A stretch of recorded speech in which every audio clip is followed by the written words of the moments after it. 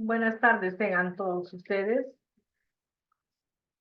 Reciban un cordial saludo de parte de la Oficina de Telesalud del Hospital Regional del Cusco. En esta ocasión tenemos la telecapacitación a cargo del doctor Carlos Santa Cruz Palomino, jefe de recursos humanos de nuestro hospital, con el tema teletrabajo. Los dejo en la palabra del doctor.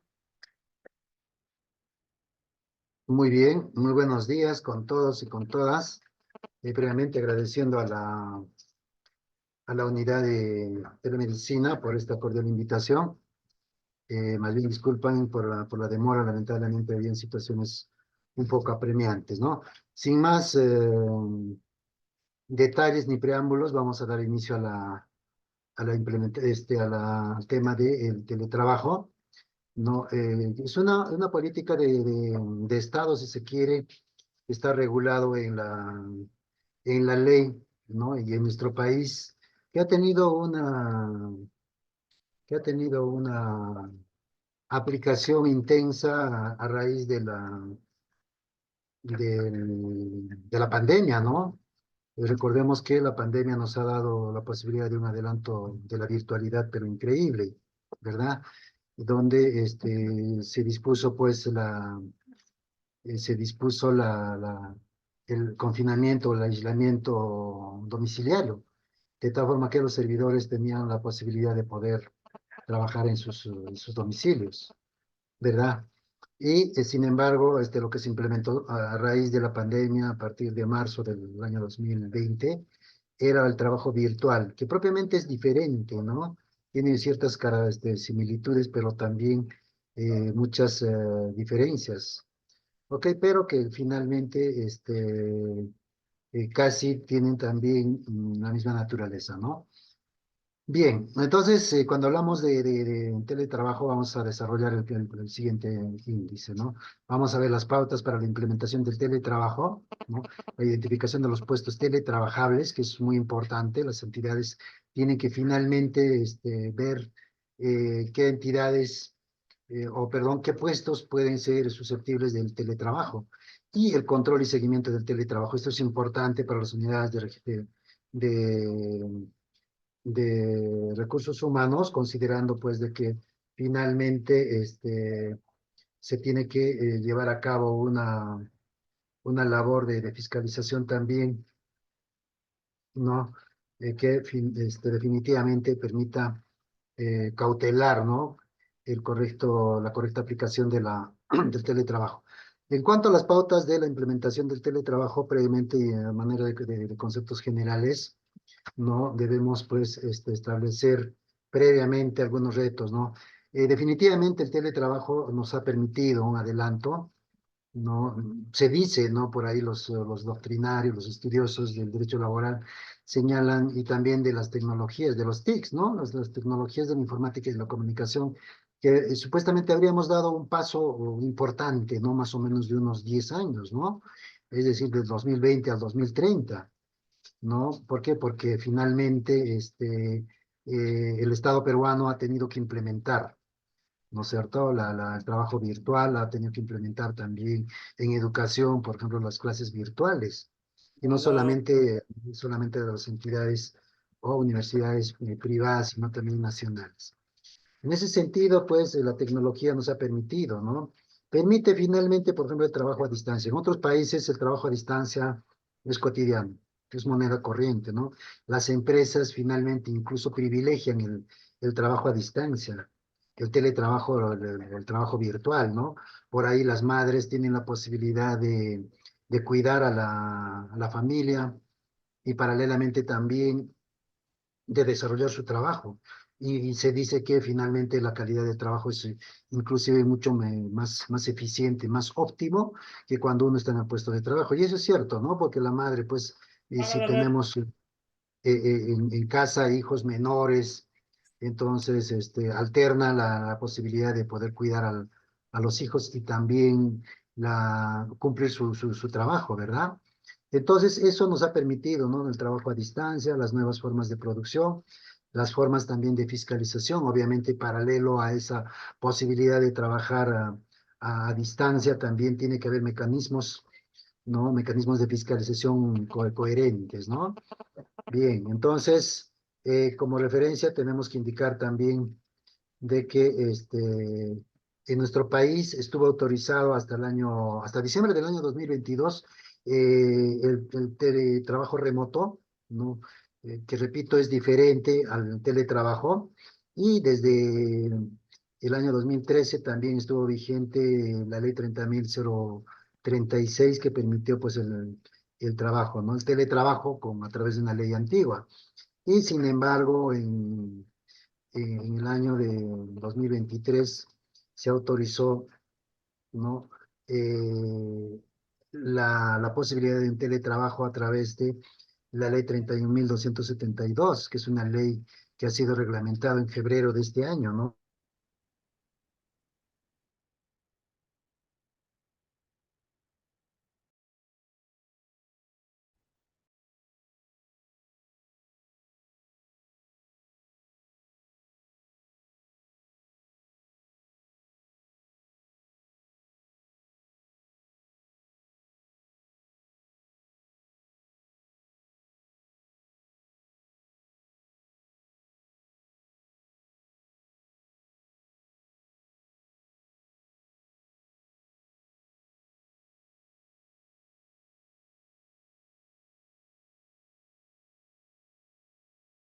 Posibilidad de teletrabajo, ¿ya? Entonces, aquí, ¿qué cosa les corresponde a las oficinas de recursos humanos? Determinar y comunicar la periodicidad del control y el seguimiento, ¿ya? Recepcionar las matrices de control y seguimiento para la validación de la jornada efectiva y remitir al servir los resultados de la implementación del teletrabajo. Es decir, se tiene que planificar la posibilidad de implementar el teletrabajo, ¿ya? Todo ello se tiene que reportar finalmente a el SERVIR, que es la autoridad del servicio civil, ¿verdad? Que es pues definitivamente el ente rector del sistema de recursos humanos en nuestro país. Bien. También tenemos pues la presencia de los jefes inmediatos. ¿Y qué les corresponde a los jefes inmediatos? Les corresponde identificar, ¿no? Realizar seguimiento y atender los cambios de las actividades que sean necesarios. ¿Ok? Entonces, en ese sentido, también le corresponde a los jefes inmediatos validar el cumplimiento de las actividades y remitir a la Oficina de Recursos Humanos, ¿no? Entonces, recordemos que la administración pública está jerarquizada, ya está debidamente organizada. Entonces, no solamente es la Oficina de Recursos Humanos la que debe hacerlo todo. Para eso están las entidades, perdón, los actores intermedios que son los jefes inmediatos. Los jefes inmediatos finalmente tienen la responsabilidad de cautelar, ¿no? La productividad en teletrabajo, ¿ya? Ahora, en caso de incumplimiento, solicita el inicio de las acciones administrativas disciplinarias y o aplicación de las medidas disciplinarias, ¿no? Del reglamento interno del servidor o civil de la entidad. Entonces, ¿qué pasa si es que el trabajador incumple, ¿no? Con su obligación del teletrabajo? Obviamente se le va a asignar actividades que sean compatibles con su situación. La pregunta también sería, ¿no? ¿Y en qué casos procede el teletrabajo, no? Más o menos ya tenemos una idea de que el teletrabajo, finalmente va a favorecer a ese grueso de trabajadores que tienen comorbilidad, ¿no? Bueno, en la pandemia se han establecido una serie de directivas, ¿no? Inclusive desde la edad, ¿verdad? Habían trabajadores que tenían 60 años y ya estaban autorizados para realizar el trabajo remoto. Y también aquellas personas que tenían algunas dolencias de comorbilidad, llámese hipertensión, obesidad, llámese también cáncer, llámese diabetes, una serie de afecciones que ya la norma lo establecía, ¿verdad? Entonces ellos no tenían la posibilidad de poder atender, trabajar presencialmente porque corrían el riesgo de poder contagiarse con el temible COVID. Y para ellos precisamente se implementó pues el trabajo remoto. Igualmente el teletrabajo procede, ¿no? Ya no en circunstancias de un estado de emergencia, sino cuando el trabajador finalmente no tiene las posibilidades de poder acudir presencialmente, ¿no? Igualmente puede ser, por ejemplo, con un tema de una enfermedad degenerativa. Si yo tengo, por ejemplo, cáncer o tengo artritis, artrosis, hay gente que lamentablemente no puede movilizarse, ¿verdad? Entonces, para ellos definitivamente se ha autorizado el teletrabajo. Entonces, el trabajador tiene que finalmente no ser asignado, ¿no? Con responsabilidades que sean compatibles a su situación, a su estado de salud, ¿verdad? Y tiene la obligación de realizar las actividades en forma organizada, cumpliendo su jornada laboral. Finalmente, es pues una especie si se quiere, a destajo, ¿no? El trabajador se le entrega una cantidad de información o de trabajo pendiente y el jefe tiene que supervigilar. Y en todo caso también el trabajador tiene que comunicar, ¿no? A través de un registro correspondiente. Generalmente es una matriz que en Excel, donde coloca, por ejemplo, hoy día creo que es día martes, ¿no? El día martes 12 de diciembre he realizado tales actividades, ¿no? Por ejemplo, si soy un secretario, una secretaria, tendrá que detallar, perdón, o si es un personal administrativo, culpando, ¿no? Porque la secretaria no podría, en todo caso, realizar una labor de teletrabajo, ¿no? Es un técnico, por decir, de recursos humanos, encargado de emitir las resoluciones y reportar a su jefe inmediato que, por ejemplo, el día X ha entregado 5 resoluciones, ¿no? De, por ejemplo, beneficios sociales, ¿no? Igualmente, un trabajador asistencial podrá reportar, por ejemplo, en la matriz correspondiente el trabajo que haya realizado de atención, por ejemplo, a las llamadas, ¿no? De la telemedicina o el llamamiento que hacen, ¿no? Frecuentemente a los pacientes. Entonces, todo eso tiene, pues, que ser reportado por el trabajador, ¿no? Y eso tiene que ser finalmente validado por el jefe inmediato, ¿verdad? Entonces, eso es así. A ver, ¿cómo está esto? Ya.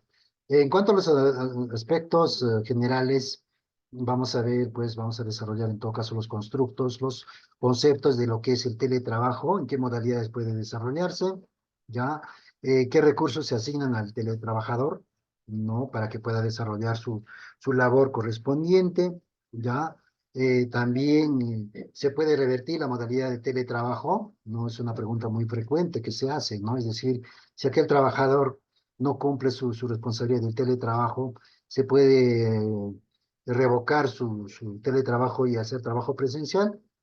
Bueno, eso vamos a responder, ¿no? O en todo caso, aquel trabajador que tenía una dolencia grave y finalmente se ha recuperado, tendría la posibilidad de retornar al trabajo presencial, también, ¿no? Es una posibilidad, ¿no? Y entonces, ¿qué es la desconexión digital? También. Son algunos aspectos generales que vamos a, en todo caso, ir identificando, ¿no? Las actividades para la implementación de teletrabajo, en primer lugar, se debe identificar y listar los puestos teletrabajables. ¿Ok? Entonces, esto le corresponde aquí, le corresponde a la Oficina de Recursos Humanos, ¿no? Ver la posibilidad de qué puestos son teletrabajables. En todo caso, la Oficina de Recursos Humanos tiene pues la posibilidad de coordinar con los jefes inmediatos. Por ejemplo, en la parte asistencial, se coordina frecuentemente con la jefe del departamento de enfermería, se coordina también con los jefes de los diferentes servicios a efecto de identificar, ¿no? Cuáles serían los puestos teletrabajables. Ya, luego, el segundo paso es elaborar el plan de implementación. Se tiene que elaborar, ¿no es cierto?, un plan de implementación de- del teletrabajo, ¿no? Luego, recibir, revisar y evaluar la solicitud de cambio de modalidad. Los trabajadores frecuentemente, cuando tienen alguna dolencia, solicitan, ¿no? Que se les autorice el trabajo, el teletrabajo, ¿ya? Definir luego la modalidad parcial o total y comunicar al servidor civil la aprobación o denegación de la solicitud. Entonces, ahí definitivamente vamos llegando pues a la conclusión de que el teletrabajo no se implementa de oficio necesariamente.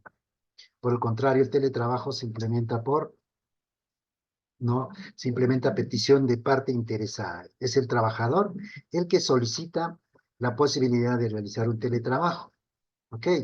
Y esto puede ser admitido en su totalidad o parcialmente. Por ejemplo, ¿no? Entonces los jefes inmediatos podrían decidir la posibilidad de que el trabajador ciertos días haga un teletrabajo y ciertos días también pueda atender al público, ¿no? Con un trabajo presencial, ¿verdad? Entonces, o por otro lado, también elaborar y suscribir el contrato o adenda de trabajo u otro documento, ¿ya? Entonces, a mérito de la petición y cuando haya la aprobación por parte de la autoridad competente, ¿no? Se elabora y se suscribe un contrato, ¿ya? O, en todo caso, también una adenda. Por ejemplo, tengo trabajadores que están contratados por Casco, ¿no? Y en todo caso ellos tenían la obligación de atender a los pacientes presencialmente y tendríamos que modificar el contrato de suscrito, ¿no? Del CAS COVID, ¿no? O en todo caso también podríamos extender una adenda modificando, ¿no? La modalidad de la prestación del servicio. Y en sexto lugar tenemos insertar en el legajo personal del servidor civil los documentos generados para la solicitud del cambio de modalidad. Entonces, finalmente, sí, pues la historia del trabajador obra ¿dónde? En el legajo de personal del servidor, ¿no? Ahí el servidor tiene todo su historial, ¿no? Bueno, en cuanto al punto de la identificación de los puestos teletrabajables, los criterios para la identificación de los puestos teletrabajables, no, la entidad, la Oficina de Recursos Humanos de las entidades del sector público tienen que establecer criterios. Sí, que sean razonables, obviamente, ¿no? Que sean criterios que definitivamente puedan beneficiar, ¿no? Copulativamente el interés de la entidad como también de el servidor. Luego tenemos los subcriterios y condiciones asociados a las funciones del puesto también, ¿no? Tenemos que ver algunos aspectos que sean relacionados al perfil de puestos, ¿no? Si realmente todos los puestos que se escogen son teletrabajables. Ojo que definitivamente existen gran cantidad de puestos que no pueden ser teletrabajables, ¿no? Lastimosamente la función en el sector salud no permite la implementación a un 100%, por ejemplo, de los puestos teletrabajables, ¿ya? Y sus criterios asociados al servidor también, ¿ya? Entonces, tenemos que ir viendo, identificando aspectos que sean, pues, posibles, ¿no? De adoptar para su debida implementación. Los criterios para la identificación de los puestos del trabajo, ¿cuáles son los criterios y las definiciones? Por ejemplo, acá tenemos las funciones que se desarrollan según el puesto de trabajo, ¿no? Repito, hay muchos puestos, o casi la totalidad de los puestos, pues, en salud especialmente, son presenciales, ¿no? No permiten un trabajo, si se quiere, virtual, ¿ya? Entonces ahí se evalúa si la función del puesto cuenta con las características y condiciones para ser teletrabajable, así como también medible en términos de cumplimiento de actividades. ¿Ok?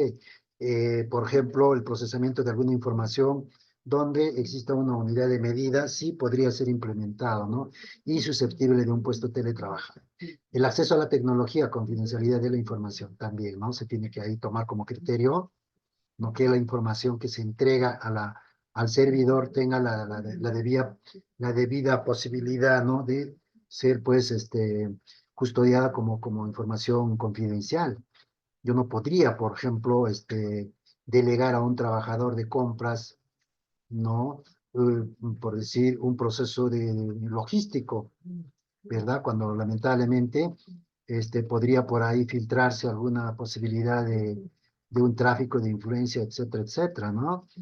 Luego la capacidad de desplazamiento del teletrabajador.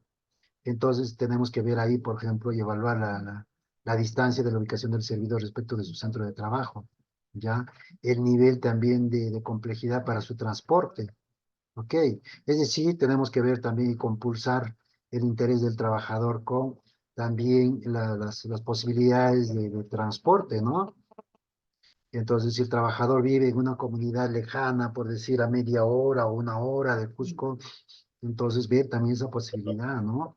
Peor si el trabajador está pues enfermo, ¿verdad? También como criterio ver el cambio de ubicación del centro de trabajo también se podría dar. Por ejemplo, ¿no? En la pandemia se dispuso la posibilidad de que cualquier trabajador del Ministerio de Salud podía incorporarse a cualquier establecimiento del sector. Por ejemplo, ¿no? Yo vivo en Arequipa, ¿no? Y me cogió en Arequipa, me cogió la pandemia, ¿no? Entonces yo tenía la posibilidad de incorporarme a cualquier establecimiento, cualquier hospital de la ciudad de Arequipa, ¿no? O viceversa también, ¿no? Un trabajador de Arequipa que está que tiene familia en el Cusco podía incorporarse acá, ¿no? Entonces también había esa posibilidad. Igualmente ahora podría darse, ¿no? La posibilidad, por ejemplo, de un trabajador que tenga cierta dolencia, pongámosle una artritis, artrosis, ¿no? De un trabajador que vive en Urcos.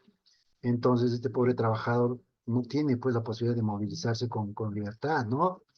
En todo caso, en ese supuesto tendríamos que finalmente ver la posibilidad de un destaque, ¿no? Una reubicación, ¿no? Luego ver las responsabilidades familiares y situación de discapacidad del teletrabajador. Ahí tenemos que evaluar la situación de discapacidad o de vulnerabilidad del trabajador civil como responsable del cuidado de los niños o personas mayores con discapacidad, ¿ya? Personas pertenecientes a grupos de riesgo, ¿no? Por enfermedades preexistentes o con familiares directos que se encuentren con enfermedad en estado grave. Entonces, fíjense, puede darse también la posibilidad de, de- de solicitar un teletrabajo, no necesariamente cuando el trabajador está afectado por